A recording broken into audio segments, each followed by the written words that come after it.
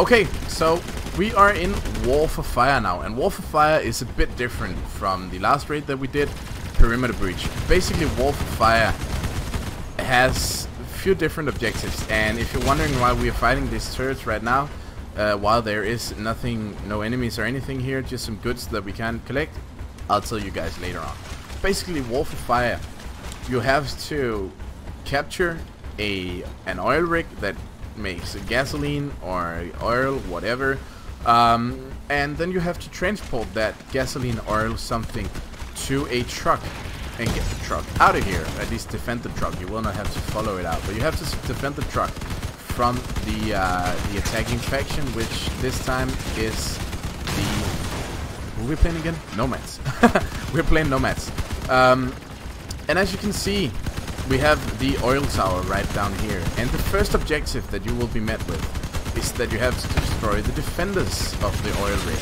And these defenders, like, I think the story might be that the defending faction has captured the oil rig, and they're trying to defend it. So we're gonna take it from them, and then we are gonna take their fuel. But once you've freely, or not freely, once you've freed the oil rig, and like you've removed all of the enemy raiders, you get your next objective. Before the oil rig will convert any stuff or dig up any oil, we have to put in energy sources, and we have to get 3 energy sources. These are located around the map, and the reason that we in the beginning did see some goods lying around is because that goods part was one part of the energy sources. I hope that makes sense. I don't know. It's a bit hard for me to talk while I play, but I hope this makes some sort of sense to you guys anyways. If not, let me know in the comments, and yeah, I'll try to elaborate for you if you got any questions. But basically, we have to collect 3 energy sources, which is quite simple.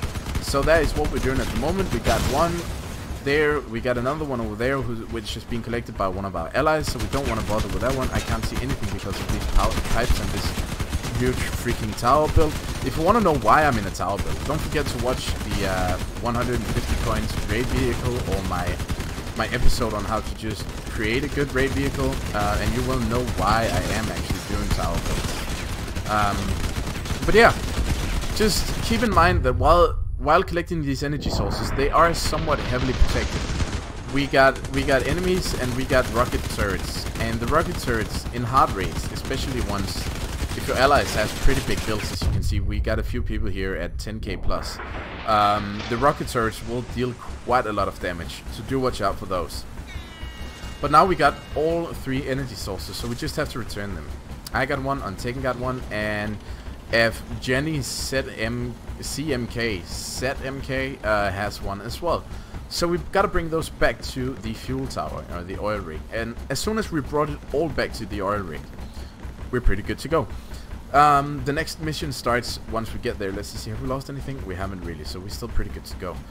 Once we get there, the oil rig will start pumping oil, and then it's or fuel at this, like, I feel like that's an oil rig, not a fuel rig. Doesn't matter. But at least the goal is to install all of these, and once we've done that, it will start producing the fuel. And the fuel has to be delivered over 3 times. As you can see, we've moved 0 out of 3 fuel, and it will pump 1 unit of fuel at a time. And once that unit of fuel becomes available, the station will be attacked by raiders, as you can see here.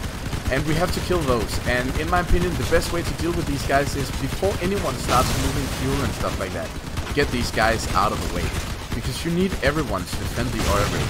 Just because of the fact that, like, the oil rig can die, so it's a pretty valuable target for you to keep alive. If it dies, the raid is over. But once we've killed these guys, and there will be a total of 2 waves. As you can see, we fought 1 wave from there, and then another wave on the other side. This will change, like, the spawn points changes from map to map. And I will not cover each raid on each map. You guys will have to figure once you play. Like, if you keep an open eye, you're pretty good to go. So just defend the oil rig as good as possible. But there we go. We cleared out the first wave. Now Untaken is gonna deliver the fuel. I'm just gonna go with him because I want to show you guys what it looks like. I'll go back before he delivers it, because you want to stay 3 people here.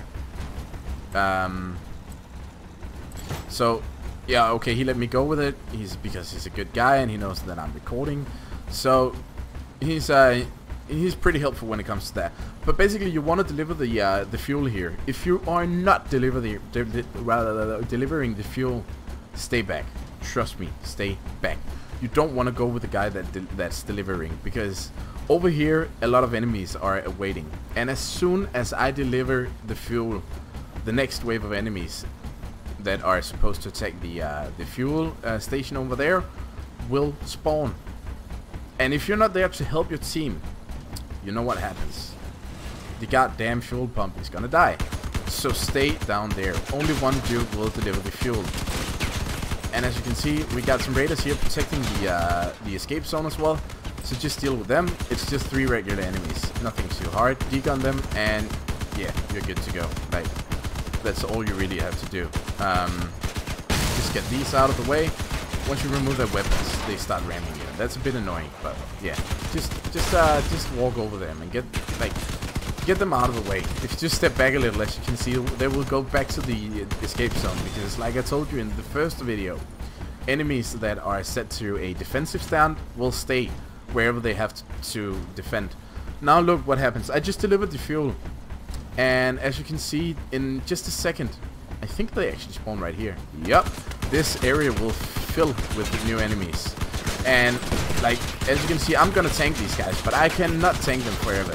So it's a good thing that most of my team stayed back, because as soon as I die here, these guys will go for the fuel pump station. And if just 1 or 2 dudes, actually they are already here. So if just 1 or 2 people stayed behind, the fuel station might actually end up dying, because there's no one to defend it. So only one guy goes, and that guy can expect to die. Like, maybe you brought a cloak and a really fast build, you can get back and just defend with the team. Or if not, just sacrifice for the case, because, or the cause, because you have an extra free respawn because of the game. Like, the game gives you one, so why not? And like, let's just see, get these raiders out of the way. That's the next goal. There we go. Now the next piece of fuel here is ready to deliver. So he's gonna deliver the next bit, because Sentoken told him to, and this guy is a very nice guy who does team play, which is super cool of him. So big props to you, dude. Appreciate it, thank you.